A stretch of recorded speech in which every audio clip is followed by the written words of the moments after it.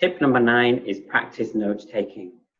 As you might guess, this is mostly for the listening section of the exam.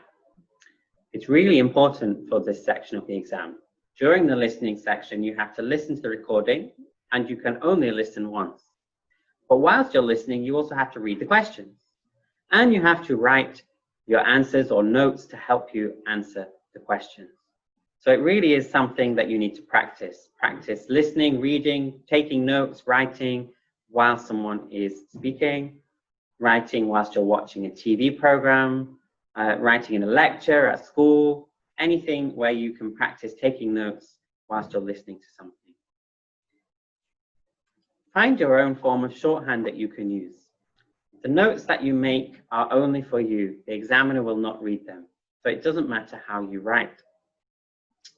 You could shorten certain words, you could have symbols for certain words, anything that you understand what you mean when you are transcribing your answers onto the answer sheet at the end of the exam. Remember, as you're listening though, you also need to check the grammar. If you have a gap fill, for example, does the word that you're putting in the space match the grammar of the sentence? Similarly, does the meaning of the word match the meaning of the vocabulary in the sentence? At the end of the exam, you have 10 minutes in which to transfer your answers onto the answer sheet. Now, this is not a lot of time, so don't rely too much on this time. However, this is the time when you really need to focus on the spelling.